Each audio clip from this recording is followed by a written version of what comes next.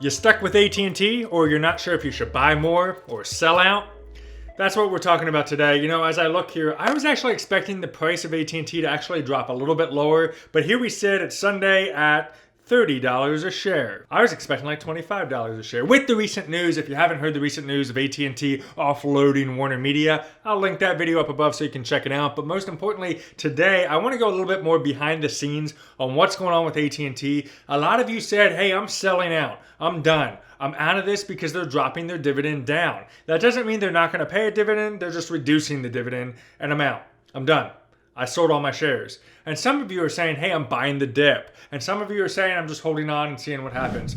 Well, I'm going to take you behind the scenes of how I actually analyze a stock, because I think it's important that if you're only chasing the dividend yield, you're not doing it right. The dividend yield is only one part of what makes a potentially solid company or a potentially really sucky company. You get what I'm saying? So today we're going to go behind the scenes on AT&T. Yes, AT&T, they're separating out. They're getting rid of WarnerMedia. No more HBO. They're going to separate that out, let them combine with Discovery, and that'll be a whole new company. Meanwhile, AT&T, they're going to focus on what they actually started out as a company focused on telecommunications. They're going to focus on broadband. They're going to put their eye on the ball, or should I say back on the ball, of telecommunications. I want to start today with this figure right here. This is off of Google Finance. And what you're looking at is a comparison between AT&T, that's indicated by the blue line. Then you got T-Mobile indicated by the yellow line, and Verizon is indicated by the teal line. And I want to go back in time here for a second. And if I zoom in a little bit here, do you see what's going on? You have kind of a competitive nature between Verizon and AT&T. And then here in 2017, AT&T is above Verizon. But wait a second. What's going on with T-Mobile? Back here, T-Mobile is like not doing too hot. In fact, let's be honest, T-Mobile for a very long time hasn't been doing that well. If I go to Max, you'll see what I'm talking about. T-Mobile has always kind of been like down here in the dumps. Do you see that? But in the last 5 years, all of a sudden, T-Mobile takes off. At now a $136 price point, they rise from the bottom and beat both Verizon and AT&T as far as valuation. And then AT&T, which was kind of like neck and neck with Verizon, and in some cases leading Verizon, starts just falling down. Why? Why? Oh, that's right, they had WarnerMedia. And that was the issue. So initially back in 2016, they decided to buy WarnerMedia and have a whole portfolio of HBO and entertainment poised to try to go after Netflix and some of the other key entertainment divisions. But why? AT&T is a telecommunications company. They're trying to balance all these plates spinning up in the air. And then look what happens. After it all comes to a close in 2018, when they actually finalize the WarnerMedia acquisition, they just start going down. Meanwhile, Verizon holds steady and T-Mobile just kind of takes off. Why? Well, I think it's because T-Mobile kept their eye on the bloody ball. They kept their eyes focused on what they were meant to do. Telecommunications. They were focused on how do we expand our consumer base? How do we fight back against these big boys and steal some of their market share? Let's focus on deals. Let's focus on expansion. Let's focus on 5G networking. Come on, AT&T. But that's where things get interesting. So if you're focused on selling out just because you were focused on the dividend yield, I hate to break it, but I really think that probably isn't the best way to look at this. Now, don't get me wrong. If you're what we call, let's say, old school, you might be focused on the dividend yield from the standpoint of regular income. But remember, if you're only focused on just the one stock with the one dividend yield, that's like putting all the eggs in one basket. And you know what happens when your basket drops? The egg cracks. And you don't want that. So what is AT&T really doing? That's what you got to focus on. And if you look at AT&T from the standpoint of stepping back and saying, I'm now buying into this company. Every time I buy a share, I am not only going to give myself a raise, I'm also going to focus on making sure that this company stays afloat. I'm now invested and I'm now the owner of this company. And you want your company to be the best, right? And if you're only focused on dividend yield, you're only focused on one part of the machine. While if you're not looking under the hood, the rest of the machine might be a bunch of crap. That's what we need to look at when it comes down to AT&T. None of this is financial advice. Do your own research, and I'm going to give you some tools to start thinking about how you can do better research on your own. So here's a couple things we need to keep an eye on. The very first thing is right here on my iPad. You can see that this is based out of what AT&T just released. You are going to have, as a result of this offloading of WarnerMedia, AT&T shareholders are going to receive 71% of this new company that has Discovery and WarnerMedia combined. What that means is AT&T shareholders will receive 71% of common equity distributed via shares of stock of the new company. So you will see these shares come into your brokerage once the deals are all settled. It's going to take some time, but that is what's going to happen. Receive $43 billion in a combination of cash, debt security, and WarnerMedia's retention of certain debt. So WarnerMedia is going to carry over certain debt into this new company, but AT&T is going to receive $43 billion. Not enough to make them debt-free or anything like that, but it will be enough to bring down some of their debt threshold. Not a bad thing at all. But what does this mean for AT&T? And I think this is what you need to focus on before we dive under the hood of their financial statements. This right here, my friend, is what's up with AT&T. This is the focus of 5G wireless. So they want to focus back on what they originally focused on. Remember that graph from earlier where they were kind of like neck and neck with Verizon? At some point, they were leading the mobile market. They're wanting to get back to that game. 5G wireless. Now they can take the money and not have to say, okay, well, we're going to invest this much into WarnerMedia. We'll invest this much over here. We'll do this. We'll do that. And meanwhile, we're continuing to spin the plate and pray to God that none of those plates fall. No. Now we can focus all in on the 5G wireless and the AT&T fiber network, which has a plan to expand reach to 30 million customer locations by the end of 2025. This gives us a baseline, my friend. So if you're an investor of AT&T or you're thinking of buying more AT&T shares, your goal is to ensure that they're meeting their goals. Seriously, that's kind of the game. Focus on what they're telling you and are they meeting or exceeding your expectations. If they say 30 million customer locations by the end of 2025, by 2025, I'm expecting it to be there. And I want to see growth every year leading up to 2025. So now they can provide financial flexibility required to be the leader in broadband connectivity across the United States. That's huge. Focuses our management team to execute on AT&T's efficiency and effective transformation, and then simplifies the AT&T investment thesis and aligns assets with appropriate investment base. That is important for revenue growth, margin expansion, and earnings growth. Now, of course, the last slide here that I wanted to point out, they do continue to say that they'll post an attractive dividend, targeting a dividend payout ratio of 40 to 43% with anticipating free cash flow of 20 billion plus. Another key metric I'm going to be keeping my eye on. Okay, you're telling me that you're anticipating free cash flow of 20 billion? I'll be watching. Let's see how you do. They're going to reduce the debt, as I mentioned earlier, which is great, and then investing for growth. So the fiber expansion, 5G capacity acceleration, growth based on highest return, and flexibility of optimal value creation. That is what AT&T is focused on. So again, if you're only focused on dividend yield, you're just chasing numbers. Now, you can tell me all this stuff, but I'm going to be catching on to you, AT&T, if you're blowing smoke up my butt, because I'm going to be looking at this, and I'm going to see if you're meeting your targets. If you're not, I might sell. Now, let's focus on a couple things. Let's go under the hood. Let's see how AT&T is actually doing and where you think it might be going.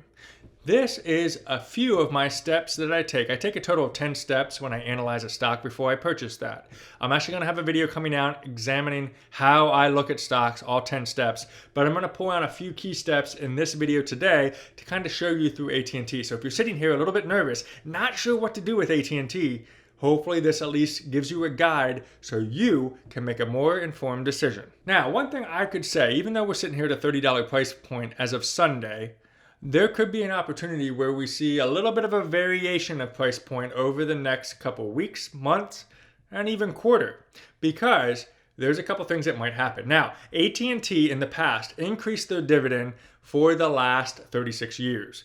Putting them in the dividend aristocrat category. When you're a dividend aristocrat, that means you're part of the S&P 500 and you've increased your dividend growth over the last 25 years or more. AT&T earned that right, and they were on 36 years until the announcement came that they're cutting down their dividend payout. So because they're doing that, they get kicked off the dividend aristocrat list. Two problems with that. Enter SDY and NOBL. These particular ETFs focus on holdings of dividend aristocrats, which means that guess what they got to do with AT&T?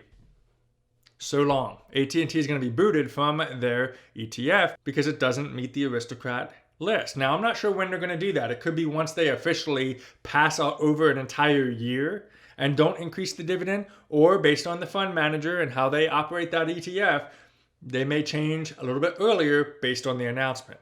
Don't know. I have no idea. but eventually it may happen because they're getting themselves off the aristocrat list. So what does that mean? These two ETFs combined hold about 17 million shares of AT&T. Outside of the ones that we know will dump them because of the aristocrat thing, there are a total of 12 funds that hold AT&T in their ETF. 12 funds. And if they all decide to offload AT&T, which I doubt they will, because again, they do a lot of research on stuff like this, but let's say they do. That is, I would say, right around 61 million shares of AT&T with average trading volume of 33 million. Just imagine what that's going to do to AT&T. If it has volume of 61 million shares being offloaded by all the ETFs, this price will fall fast. You just got to understand that that's going to happen. You got to hang on for the ride. Even with the NOBL and SDY, there'll be a little bit of a dip coming up, and it is what it is, right? That's what drives the share price. But we're smarter than that, right? We're smarter because we're going to become future millionaires, and we're going to continue to give ourselves a raise, as it says right back there. And we're going to live our sweet life. So in order to do that, there's a couple metrics and smart steps that I look at when it comes down to these different stocks. Let me go over number one, and I'll put it up against AT&T. The very first thing I want to look at does involve dividends. Because, you know, if you're not a fan of the channel already, I talk a lot about dividends. If you want to learn more, make sure you subscribe for more awesome tips and ring the bell too, so you don't miss out on the next video. Dividends are cool. It's just 1 out of 10 steps I look at because, again, I don't chase dividend yield. I'm looking at payout ratio. What I want to understand when it comes down to payout ratio is looking at how high that payout ratio is. And how I find that is I take the annual dividend that they pay divided by the earnings per share. That equals the payout ratio.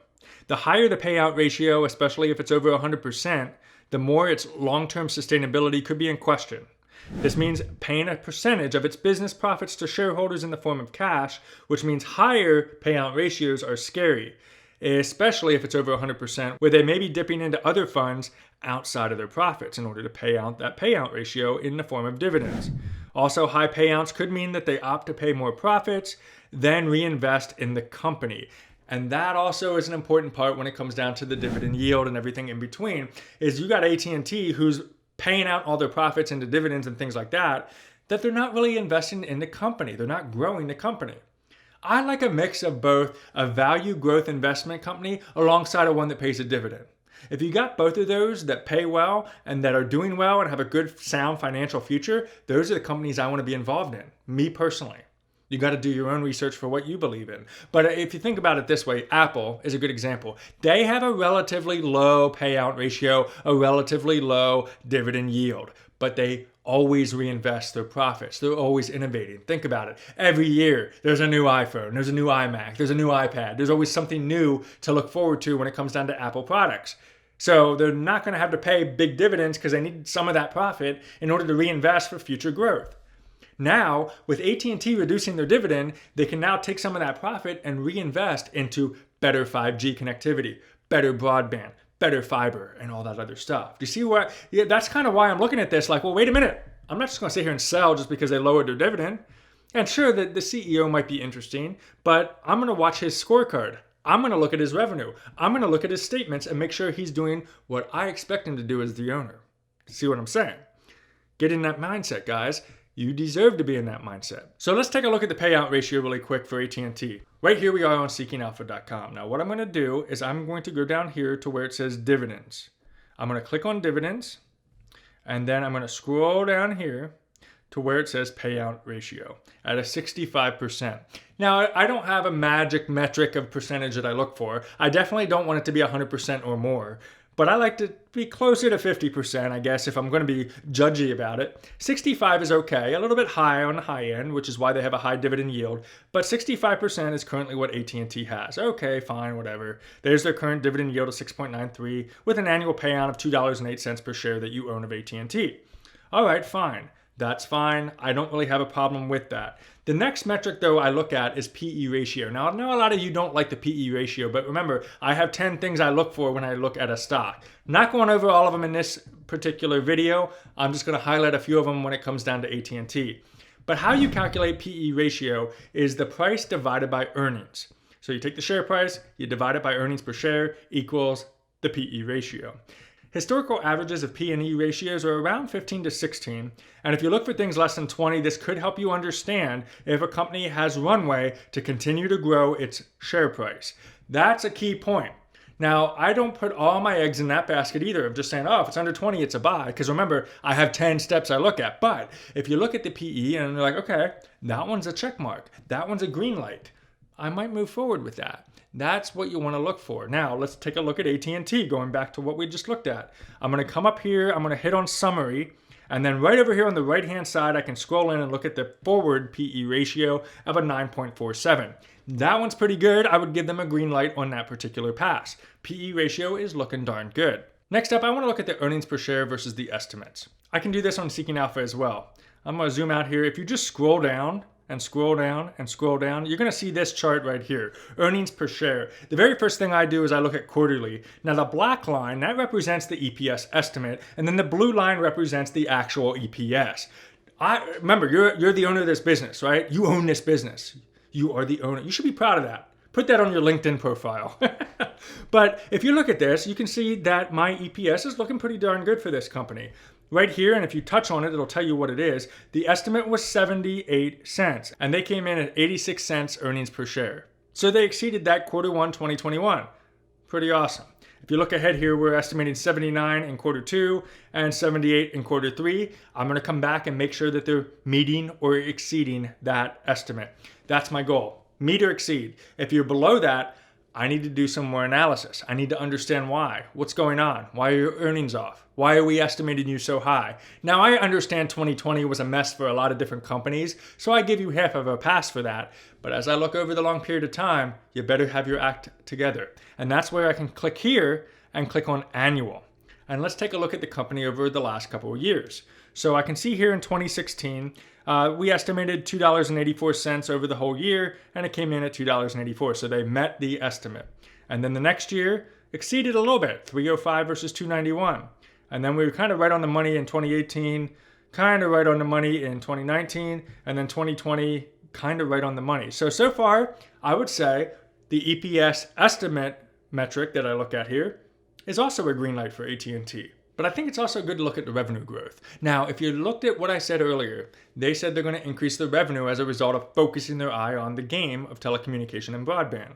If I just scroll up just slightly, you're going to see the total revenue. I'm going to start with quarterly, and then we'll go back to annual. And what I'm trying to find is I want to see an upward trajectory over the period of time. So if I'm only micro into this 1 year, I'm going to look at, okay, Q1, you had 42 billion, and then 40 billion, 42, 45, and 43. So understanding the pandemic and all that stuff, it seems like there's a somewhat solid trend going on here. I wouldn't say it's an upward trend, it's just kind of flattened, but that's okay. I'm going to now go over to annual and see what this is all about. So I can see we had 163 billion in 2016, we dropped in 17, we went up in 2018, 2019 looked really good, and 2020 went down. Again, I don't know if that could be pandemic related or not, but overall, I would say from 2016, looking at 1.63 to 171, that is still an upward trajectory in the grand scheme of things. So revenue seems to be okay. Now, I'm expecting with what you did with WarnerMedia that this revenue better get really good. Now, I know you're going to lose some revenue as a result of what used to be brought in by WarnerMedia, but remember, the goal is you're going to expand operations of your current telecommunications company. So I want to see some revenue continue to grow in this case. I'll give you a free pass if it dips a little bit and it's offset by the WarnerMedia offload, but it better grow after that. I'm not messing around. Anyway, that's what I look at there. So I want to go back to another key point. Now, even though we've had some green lights, I want to point out a red light. And again, watch for another video where I outline all 10 steps and details of how I analyze a company, but let's look at profit margin. How you identify the profit margin is net income of the company divided by the total revenue. That gives you your profit margin.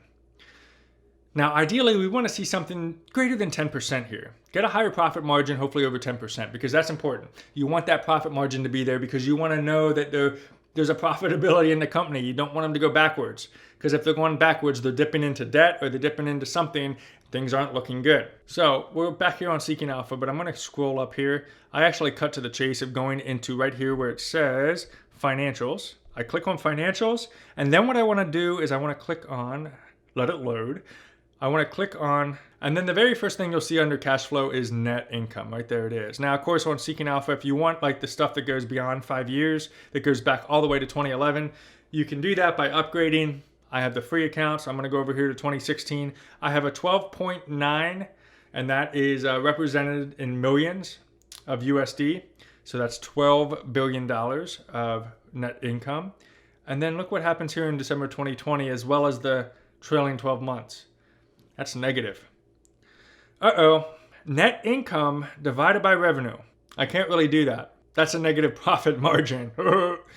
Red light for the profit margin when it comes down to AT&T. If you're only chasing it for one metric, if you're only chasing it because of the share price, and you say, hey, things are looking great. The share price is going down to $20 a share. I'm going to buy into it. It doesn't matter if it's AT&T or anything else. If you're just going to buy into something because the share price dips down, that's dangerous. Why? Because if you're going to buy it just based on share price, because you think, okay, it dropped to $10, hopefully next week it'll be worth $20, you're not looking under the hood to realize they have a profit problem.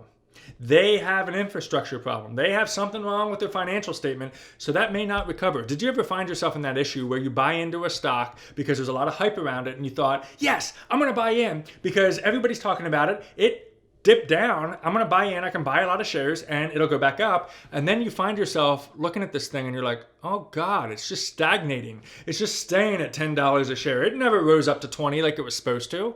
How frustrating is that? Or even worse, it dips down to $5. Now you're sitting here having that dang discussion where you say, should I cut my losses and sell out? That's the worst feeling in the world. And if you felt like that, I understand.